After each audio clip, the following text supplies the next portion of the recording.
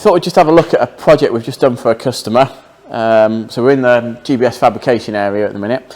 So we do a few different options on the cars, and we can do custom installation. So this one, we've put a bike engine in. It's a Honda Fireblade.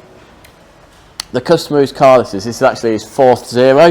He's had a few Z-Tech, Duratec ones, and he fancied just doing a bike engine one just to try something a bit different. He ended up buying a part complete chassis offline, and then asked us if we could then modify it to do the motorbike installation. So we've done all our own engine mounts. What we've tended to do on all the bike engine applications is do each one a bit more bespoke, because there's a lot of variation between them. Each one's got its own quirks and different ways of doing it, and I don't like the idea of doing a generic cradle that drops into a chassis. From a structural point of view, it's not as good, it doesn't look as nice, so we've gone for a more bespoke option. So on this one, we've tied it in and actually kept the integrity and rigidity in the chassis, which makes a big difference because the Zero is very stiff to start with. So we dropped the engine in, got it lined up into its optimum place that we were happy with, and then we've done the nice bracing and spacers, so it all just comes in, and you can then just undo it and lift it out, but it is actually hard mounted to the chassis. We've then done our own gear linkage. So we've kept the original arm off the bike, gone with a 6mm rose joint, and then got the push-pull cable that pulls through. So you get, once it's all tight, you get a really nice positive feel with no slack anywhere. We've got a small prop shaft from the engine, so on the output flange of the engine there's normally the sprocket for the chain. That gets removed. You've got a spline detail on there. That spline detail then has a flange on, which has then got your 4-bolt M8 bolts to take your prop shaft UJ. So we've got a small prop shaft, which is a telescopic one, just to take any movement. It goes from there to the reverse box, and then from the reverse box to the standard Sierra diff. Within that prop shaft, we've got a rubber coupling, which is critical on the bike engine. It just takes all that shock loading out, which is like the rubber you'd have normally in the back wheel. Without that, things tend to go wrong pretty quickly on the gearboxes. And then we've just done quite a simple linkage just to engage forward and reverse on there. Then you've got your gear lever on there. We've made that so it's adjustable as well, and we often put different hold positions so you can actually alter the leverage ratio on there, so you can have a shorter shift or a longer shift depending on how much weight you need behind that shift on the engine, but also, you know, from a driver, how far you want it to go. Gear ratios are always quite important, so if you are looking at going bike engine, speak to us. We can run through the different gear ratios for the diff for the final drive. It makes quite a big difference. If you get it wrong, when you're sort of doing 70-80 mile an hour, the engine is right up in the rev range for cruising.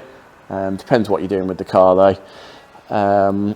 Also on this, there's the clutch still to go, but it's a cable clutch on the Fireblade, so we'll link that through, and then we'll probably just put an extra spring in there just to add a bit more weight to it. Again, it's quite critical to make sure you're not overstressing the cables on them as well once it's on. Exhaust, we've done a very simple exhaust. It's not the best one, but it's just to get the customer going. Then we're going to do a nice one over the winter for him. But yeah, we just sort of have a look how it's kind of nicely framed in there. And then this one's a removable section. It goes down to a mount here, so you can take it out, so the engine just lifts out quite simply. You've got your linkage on here. We can also do the paddle option as well. We've done in the past either paddles biomechanical, so we have basically a raised joint here and have a rocker and have the cable on there, or you can go for a pneumatic or hydraulic, depending on what you want to do, but most of the time a stick shift works pretty well. If you are thinking of going bike engine or something different, just get in touch. We can do all the custom mounts, fabrication to suit. We've done Fireblades, Suzuki's, Kawasaki's, all sorts now. So it's an option that's there if you want. So speak to one of the team or myself, and we can have a run through with you. Also on this, for the customer, he wants to use this as a track day car really. So he's got his Road Zeros already. So he asked if we could put a cage on. So we've done the version of the MSA cage that we've actually welded on. So it's a an after fit, if you like, that goes onto the existing hoops and stuff. So if you do want a cage adding on, we can do. We are in the process of doing a bolt-on cage that will be available. So that will fit all the older Zeros and current Zeros as a bolt-in for doing track days or sprinting or that sort of thing.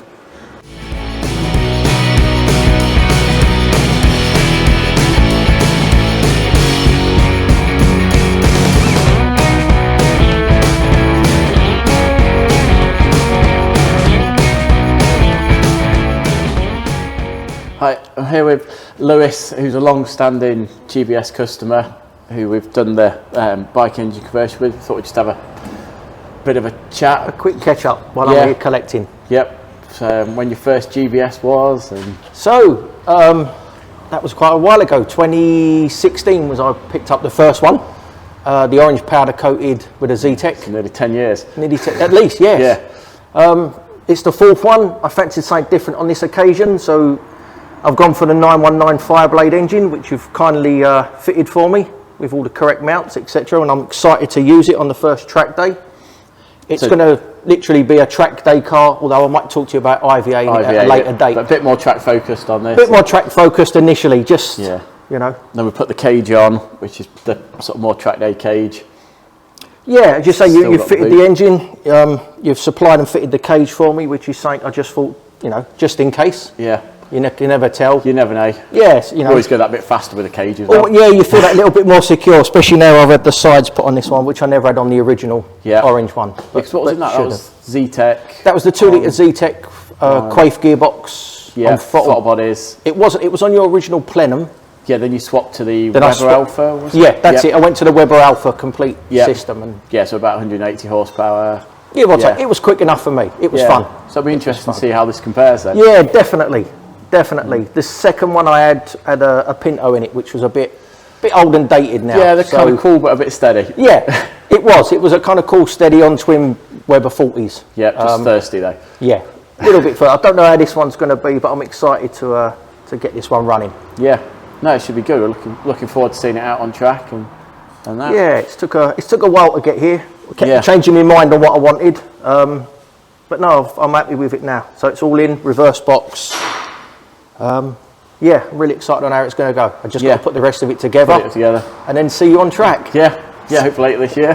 Hopefully later this year if the weather holds off. Yeah, and then so how did you get into kit cars, sports cars? What was the story? Do you know what? I started originally. I got a 2B.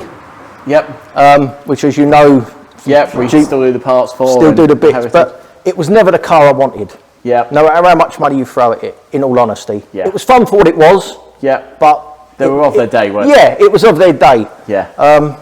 And then I think I saw you at one of the shows, realised that you'd made the Zero, spoke to yourself and thought, actually, I can put all of them bits onto the original Zero and get the kind of car I wanted. Yeah. Yeah, so it's safe, handles. And I think it was Brands Hatch or something, you'd done a particular show that I placed the order. I can't remember whereabouts we was. It was one of the strange shows you were it was a smaller show, it wasn't one of the bigger ones. Yep. Placed the order and X amount of months later. 10 years down the road, we're sat here on number 10 years down the road on number 4. Still enjoying them immensely. Yeah. I suppose you could call it brand loyal, but if you're happy with the product, why change? Yep. It does everything I want, they're well built. I've never had an issue with them. I've never had any problems per se, even building them myself. Yep. So, why change? I guess you've seen the sort of evolution as well from the first Zero now onto the compared to that first one I bought in 2016, compared to, you know, even the little modifications on this one that you've done while you've had it. The subtle differences, but they all make a difference. Yeah, it's surprising. I think we forget as a company how far it's come on, and as you know, as someone that's had the little brackets here. And the battery in the front, just them little touches, but they do make a difference. But as you say, when you compare the first one to this, although it looks similar, it's all them little bits that, you know, as you say, the evolution of the chassis, it's moved forward. Yeah. So really happy with it. Really happy. No, well, we're looking forward to seeing it out on track, and I'm looking forward to see how it goes, and get some more videos on track and stuff, and see how we go from now. No, brilliant. Really happy with it. Brilliant, thank you.